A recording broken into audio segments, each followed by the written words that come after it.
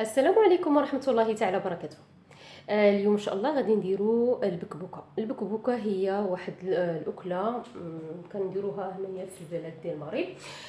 كنحتاجوا ليها الكرشه اللي وريتكم الطريقه كيفاش اننا نغسلوها.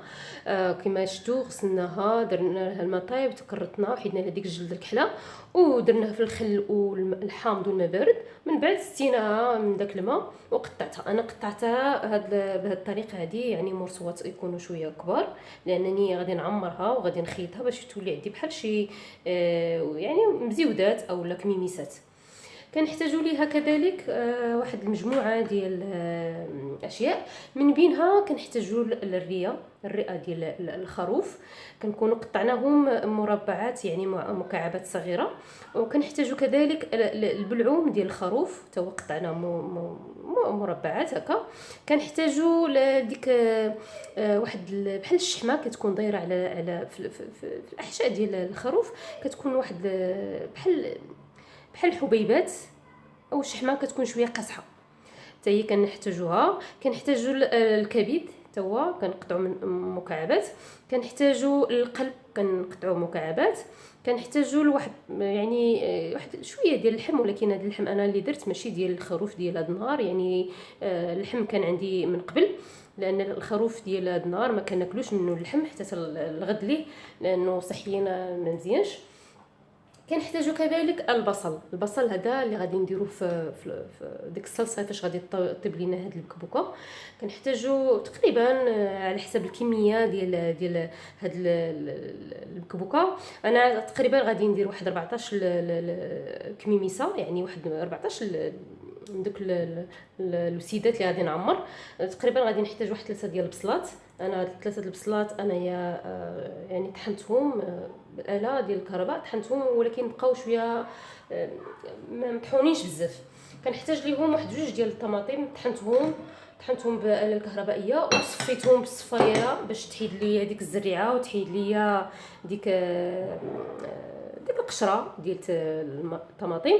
كذلك سنحتاجوا لواحد الكميه ديال القمح المهرمش، يعني كنقولوا ليه حنا في المغرب هربر، لكن هو القمح الكامل يعني مبشوش.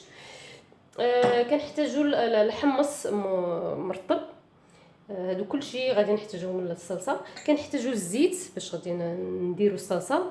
كنحتاجوا القزبر والمعدنوس اللي غادي نديروه في الصلصه ونديروه في الحشوه.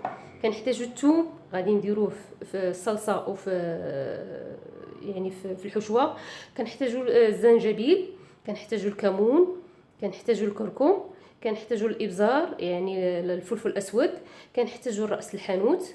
انا سبق لي عطيتكم واحد الفيديو فيه طريقه صنع راس الحانوت. كنحتاجوا الصلصه المركزه، الطماطم المركزه. كنحتاجوا الزبيب كيكون غسلناه ورطبناه شي شويه في الماء. كنحتاجوا الخيط والابره. على ذكر الخيط والابره، قبل ما نخدموا بهم دائما انا الابره كندوزها من النار، مزيان حتى تولي حمراء. من بعد كنديرها في الخل الابيض، والخل الابيض كندير فيه حتى الخيط باش غادي نخدم. هادو هما المكونات اللي كنحتاجو. دابا بقى لي ان شاء الله انني نخلط كل شيء هاد المكونات مع بعضياتها، ومن بعد غادي نعمروا بها هذيك الكرشه ان شاء الله. رميت كل شيء دوك يعني اللحوم، يعني الكبده والريه وداكشي كلشي درتهم هنايا. دابا اشنو بقى لي غادي ندير معاهم الطماطم. غادي ندير تقريبا واحد المعلقه صغيره. غادي ندير توابل غادي ندير راس معلقه ديال الكمون، ما نكثروش. راس معلقه ديال السكينجبير. غادي ندير تقريبا هنا 2 فصوص ديال الثوم. غادي نخلي 2 فصوص ديال الثوم للصلصه. غادي نحتاجوا الابزار، نديروا نص معلقه. غادي نحتاجوا تقريبا واحد معلقه كبيره ديال راس الحانوت. غادي نحتاجوا القزبر والمعدنوس، تقريبا 2 معالق كبار. غادي نحتاجوا هذا سميتو القمح. انا غسلته مزيان وخليته في الماء واحد شي شويه باش تنفخ. غادي نخلط ونشوف الا بالي مازال خاصني هذا القمح نزيد، الا بالي مزيان صافي. نسيت ما درتش الملح، خصني ندير الملحه. كديروا الملحه على حسب الذوق ديالكم، يعني باش يجيكم مزيان. هذا غادي نزيد لان بان ليا خصو يجي باين. ومنين كنكونوا كنعمروا هاد الحشوه في ديك الكرشه، ما نعمروش حتى الاخير، لان كما عرفتوا بان هاد القمح مازال غادي يبغي يتنفخ لينا في وسط من ديك الكميميسه.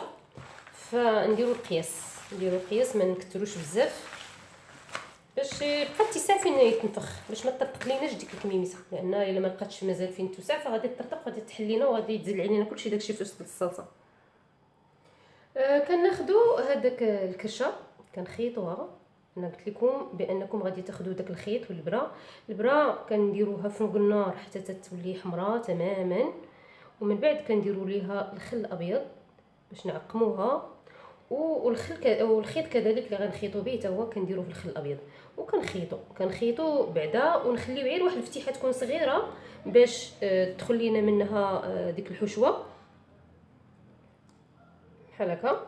نخلي غير واحد الفتيحه صغيره صافي، ومن بعد نبقى نعمرو نديرو كما قلنا نسدو مزيان ونخليو واحد الطريف منين ندخلو، وما تبقى حتى نعمر هاد المزيوده هذه ونكمل ليها الخياطه ديالها.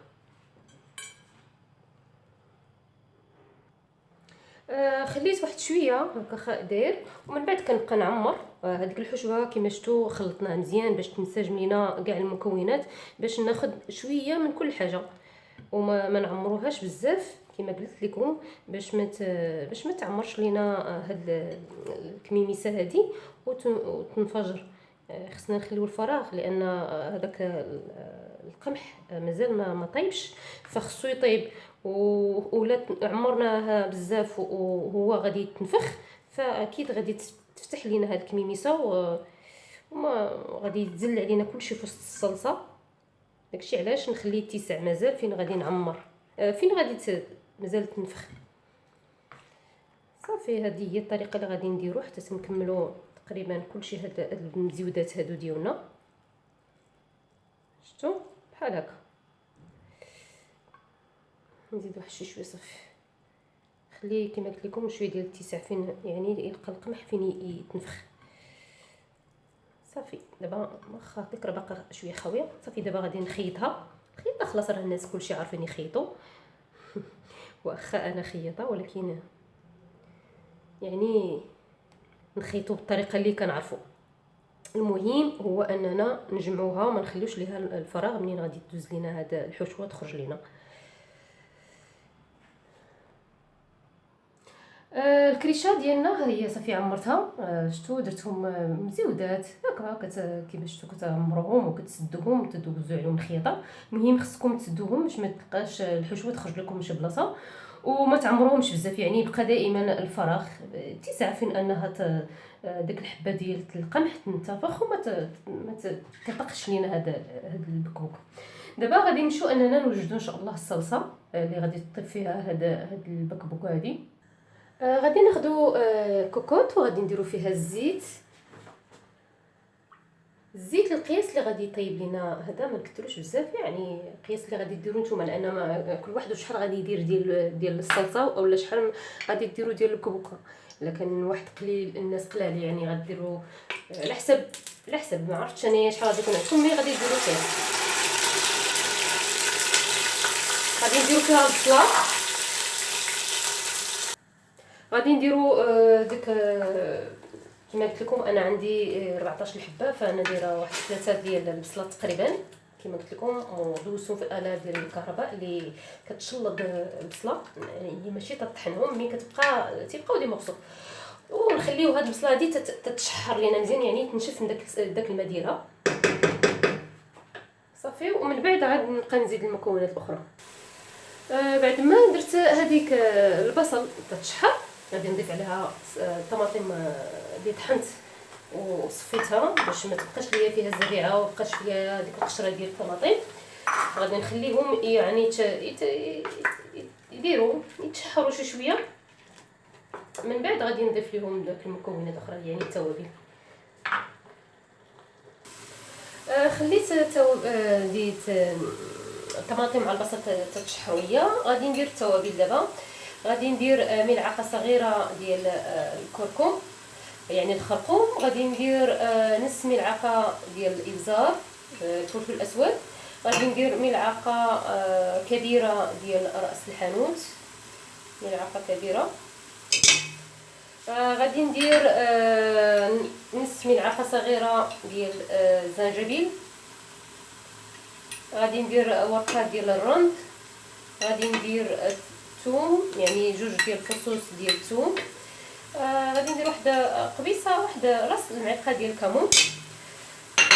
الملح غادي نديرو الملح على حساب الذوق، يعني الانسان يدير الملحه ومن بعد يذوق، فما تكثرش الملحه لان الصلصه غادي تكون يعني واقفه على يعني ما فيهاش بزاف ديال المرقه، يعني كتكون خاطره لاصوص ديال هاد الكبوكه تتكون خاطره، يعني ما نديروش ملحه بزاف باش ما تجيناش ملحه.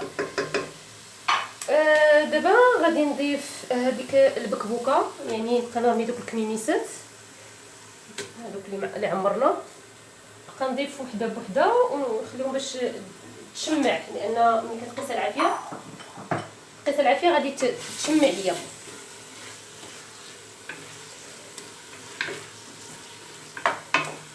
بحال هكا صافي حتى نكمل كلشي دوك الكميميسات.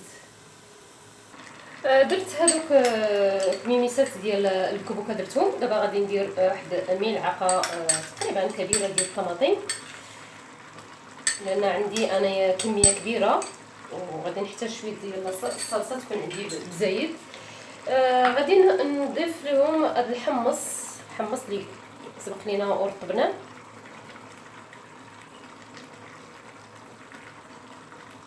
غادي نضيف الربيع قزبور معدنوس.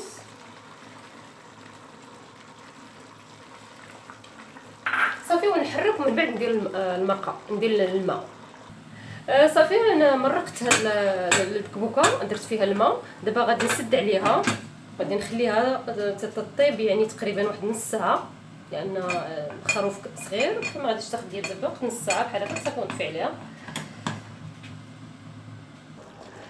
بعد ما دازت نصف ساعه حليت على الكوكوط. دابا غادي نرمي الزبيب، هذاك الزبيب خصو يعني يطيب ليا مع هذا لاصوص، ونخليو هاد المكونات كلها حتى تطيب، يطيب لاصوص ولاصوص تولي خاطره واقفه، يعني ما تبقاش يعني سائله، يعني لاصوص ديال المرقه. البكبوكه ديالنا وجدات كما شفتوا. بعد ما زدنا لها الزبيب خليناها حتى طاب داك الزبيب وعقدات، يعني وقفت على المرقه ديالها، يعني لاصوص ديالها كتكون خاطره. البكبوكه هكا كتكون، يعني ملي كطيب كنحل نقطعوها بحال هكا، يعني خصنا نحيدوا ليها الخيط باش ملي نكونوا كناكلوا ما نبقاوش نطيحوا في داك الخيط. بحال هكا كتكون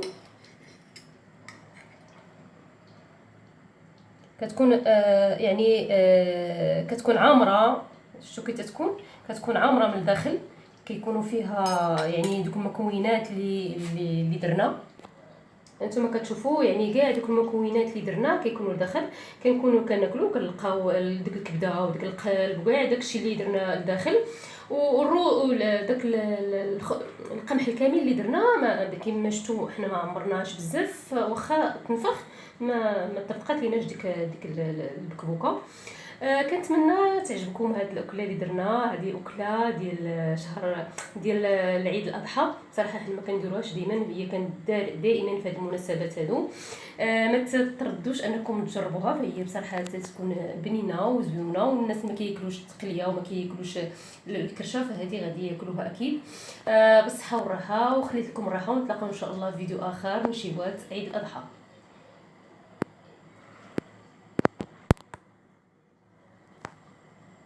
يعني مبشوش. كنحتاجوا الحمص مرطب. هادو كلشي غادي نحتاجوهم للصلصه. كنحتاجوا الزيت باش غادي نديروا الصلصه. كنحتاجوا القزبر المعدنوس اللي غادي نديروه في الصلصه ونديروه في الحشوه. كنحتاجوا الثوم غادي نديروه في الصلصه وفي يعني في الحشوه. كنحتاجوا الزنجبيل، كنحتاجوا الكمون، كنحتاجو الكركم، كنحتاجو الابزار يعني الفلفل الاسود، كنحتاجو راس الحانوت. انا سبق لي عطيتكم واحد الفيديو فيه طريقه صنع راس الحانوت. كنحتاجو الصلصه المركزه، الطماطم المركزه. كنحتاجو الزبيب. الزبيب كنكونوا غسلناه ورطبناه شي شويه في الماء. كنحتاجو الخيط والابره. على ذكر الخيط والابره، قبل ما نخدموا بهم دائما انا الابره كندوزها من النار، كندوزها من النار مزيان حتى تولي حمراء. من بعد كنديرها في الخل الابيض، والخل الابيض كندير فيه حتى الخيط باش غادي نخدم. هادو هما المكونات اللي كنحتاجو. دابا بقى لي ان شاء الله انني نخلط كل شيء هاد المكونات مع بعضياتها، ومن بعد غادي نعمروا بها هذيك الكرشه ان شاء الله. رميت كل شيء دوك يعني اللحوم، يعني الكبده والريه وداكشي كلشي درتهم هنايا. دابا اشنو بقى لي غادي ندير معاهم الطماطم. غادي ندير تقريبا واحد المعلقه صغيره. غادي ندير توابل غادي ندير راس معلقه ديال الكمون، ما نكثروش. راس معلقه ديال الاسكنجبير. غادي ندير تقريبا هنا 2 فصوص ديال الثوم. غادي نخلي 2 فصوص ديال الثوم للصلصه.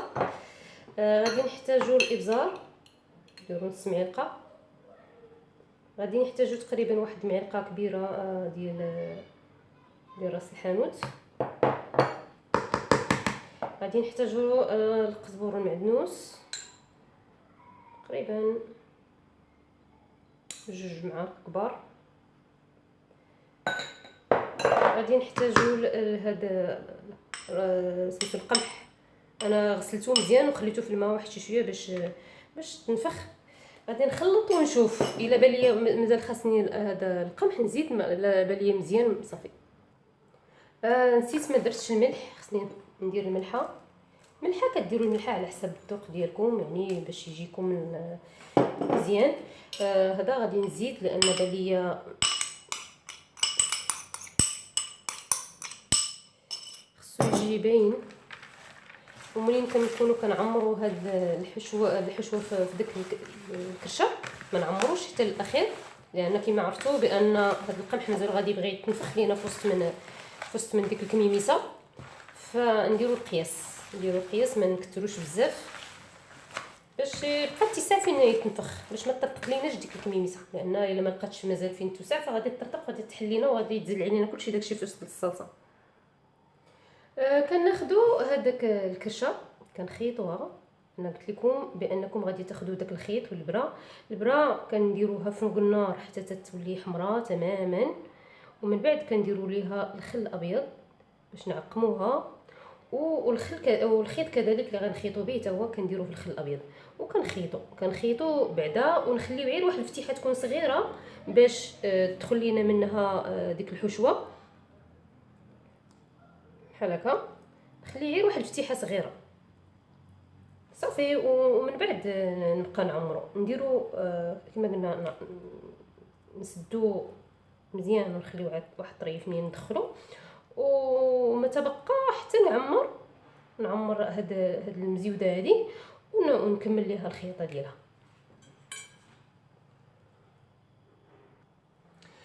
خليت واحد شويه هكا داير، ومن بعد كنبقى نعمر هذيك الحشوه كما شفتوا. خلطناها مزيان باش تنسجم لينا كاع المكونات، باش ناخذ شويه من كل حاجه، وما نعمروهاش بزاف كما قلت لكم باش ما تعمرش لينا هاد الكميميسه هذه وتنفجر. خصنا نخليو الفراغ لان هذاك القمح مازال ما طيبش، فخصو يطيب. ولا عمرناها بزاف وهو غادي يتنفخ فاكيد غادي تفتح لينا هاد الكميميسه وما غادي يتزل علينا كلشي في وسط الصلصه. داكشي علاش نخليه يتسع مازال فين غادي نعمر، فين غادي مازال تنفخ. صافي هذه هي الطريقه اللي غادي نديرو حتى تنكملوا تقريبا كلشي هاد المزيودات هادو ديالنا. شفتوا بحال هكا. نزيد واحد شويه صافي، خليه كما قلت لكم شويه ديال الاتساع فين يعني يلقى القمح فين يتنفخ. صافي دابا واخا الفكره باقا شويه خاويه، صافي دابا غادي نخيطها. خلاص راه الناس كلشي عارفين يخيطوا واخا انا خياطه، ولكن يعني نخيطو بالطريقه اللي كنعرفو. المهم هو اننا نجمعوها، ما نخليوش ليها الفراغ منين غادي تدوز لينا هاد الحشوه تخرج لينا. الكريشه ديالنا هي صافي عمرتها، شتو درتهم مزيودات هكا كيما شتو كتعمروهم وكتسدوهم وتدوزو عليهم الخياطه. المهم خصكم تسدوهم باش ما تلقاش الحشوه تخرج لكم من شي بلاصه، وما تعمروهمش بزاف، يعني يبقى دائما الفراغ اتساع فين انها داك الحبه ديال القمح تنتفخ وما كتبقاش لينا هذا البكبوك. دابا غادي نمشيو اننا نوجدوا ان شاء الله الصلصه اللي غادي تطيب فيها هاد البكبوكه هادي. غادي ناخدو كوكوط وغادي نديرو فيها الزيت القياس اللي غادي يطيب لينا هذا، ما نكثروش بزاف، يعني القياس اللي غادي ديرو نتوما، لان ما كل واحد شحال غادي يدير ديال الصلصه اولا شحال غادي ديروا ديال الكبوكه. الا كان واحد قليل الناس قلال يعني غديروا على حسب ما عرفتش انا شحال غادي يكون عندكم، مي غادي ديروا فيها. غادي نديرو فيها البصله، غادي نديرو ديك كما قلت لكم انا عندي 14 حبه، فانا دايره واحد 3 ديال البصلات تقريبا كما قلت لكم، ودوزتهم في الاله ديال الكهرباء اللي كتشلض البصله، يعني ماشي تطحنهم مي تيبقاو ديما مبسوط. ونخليو هاد البصله هادي تتشحر لينا مزيان، يعني تنشف من داك الماء ديالها صافي. ومن بعد عاد نبقى نزيد المكونات الاخرى. بعد ما درت هذيك البصل تتشحر غادي نضيف عليها الطماطم اللي طحنت وصفيتها باش ما تبقاش ليا فيها الزريعه ومابقاش فيها ديك القشره ديال الطماطم. غادي نخليهم يعني يديروا يتشحروا شي شويه، من بعد غادي نضيف لهم داك المكونات الاخرى يعني التوابل. خليت ديت الطماطم مع البصل تتشحروا ليا. غادي ندير التوابل دابا. غادي ندير ملعقه صغيره ديال الكركم. السلام عليكم ورحمه الله تعالى وبركاته. اليوم ان شاء الله غادي نديروا البكبوكه هي واحد الاكله كنديروها هنايا في البلاد ديال المغرب.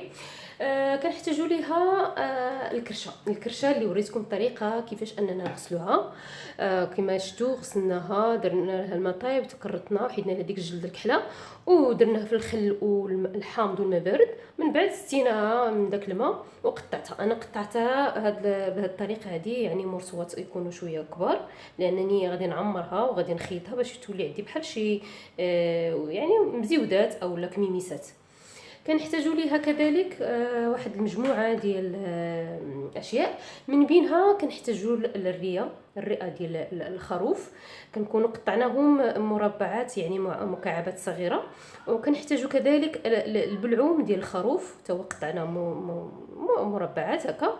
كنحتاجوا ديك واحد بحال الشحمه كتكون دايره على في الاحشاء ديال الخروف، كتكون واحد بحال الحبيبات او الشحمه كتكون شويه قاصحه حتى هي كنحتاجوها. كنحتاجوا الكبد حتى هو كنقطعوا من مكعبات.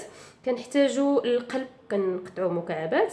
كنحتاجوا لواحد يعني واحد شويه ديال اللحم، ولكن هذا اللحم انا اللي درت ماشي ديال الخروف ديال هذا النهار، يعني اللحم كان عندي من قبل، لان الخروف ديال هذا النهار ما كناكلوش منه اللحم حتى الغد ليه لانه صحيا ما مزيانش.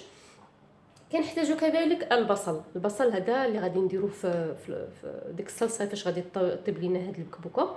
كنحتاجوا تقريبا على حسب الكميه ديال هاد البكبوكه. انا تقريبا غادي ندير واحد 14 كميميسه، يعني واحد 14 من دوك الوسيدات اللي غادي نعمر. تقريبا غادي نحتاج واحد 3 ديال البصلات. انا 3 البصلات انايا يعني طحنتهم بالاله ديال الكهرباء، طحنتهم ولكن بقاو شويه ما مطحونينش بزاف. كنحتاج ليهم واحد 2 ديال الطماطم طحنتهم بالاله الكهربائيه وصفيتهم بالصفايه باش تحيد لي هذيك الزريعه وتحيد لي ديك القشره ديال الطماطم. كذلك سنحتاجوا لواحد الكميه ديال القمح المهرمش، كنقولوا ليه حنا في المغرب هربر، لكن هو القمح الكامل يعني الخرقوم. غادي ندير نص ملعقه ديال الابزار الفلفل الاسود. غادي ندير ملعقه كبيره ديال راس الحانوت. ملعقه كبيره. غادي ندير نصف ملعقه صغيره ديال الزنجبيل. غادي ندير ورقه ديال الرند. غادي ندير الثوم، يعني 2 ديال الفصوص ديال الثوم. غادي ندير واحد قبيصه، واحد راس المعلقه ديال الكمون. الملح غادي نديرو الملح على حساب الذوق، يعني الانسان يدير الملحه ومن بعد يذوق، فما تكثرش الملحه لان الصلصه غادي تكون يعني واقفه على، يعني ما فيهاش بزاف ديال المرقه، يعني كتكون خضره لاصوص ديال هاد الكبوبه تتكون خضره، يعني ما نديروش ملحه بزاف باش ما تجيناش ملحه. دابا غادي نضيف هذيك البكبوكه، يعني كنرمي دوك الكميميسات هذوك اللي عمرنا، كنضيف وحده بوحده ونخليهم باش تشمع، لان ملي كتقيس العافيه غادي تشمع ليا.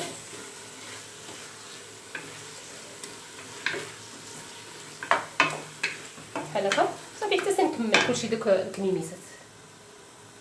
درت هذوك الكميميسات ديال الكبوكه درتهم. دابا غادي ندير واحد ملعقه تقريبا كبيره ديال الطماطم، لان عندي انايا كميه كبيره وغادي نحتاج شويه ديال الصلصه تكون عندي بزايد. غادي نضيف لهم هذا الحمص اللي سبق لينا ورطبناه.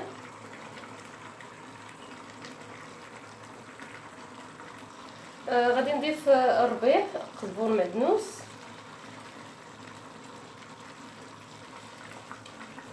صافي ونحرك ومن بعد ندير المرقه، ندير الماء. صافي انا مرقت هاد الكبوكه، درت فيها الماء. دابا غادي نسد عليها، غادي نخليها تطيب يعني تقريبا واحد نص ساعه، لان الخروف صغير فما غاديش تاخذ ديال بزاف الوقت، نص ساعه بحال هكا صافي ونطفي عليها. بعد ما دازت نصف ساعه حليت على الكوكوط. دابا غادي نرمي الزبيب، هذاك الزبيب خصو يعني يطيب ليا مع هذا اللاصوص، ونخليو هذا المكون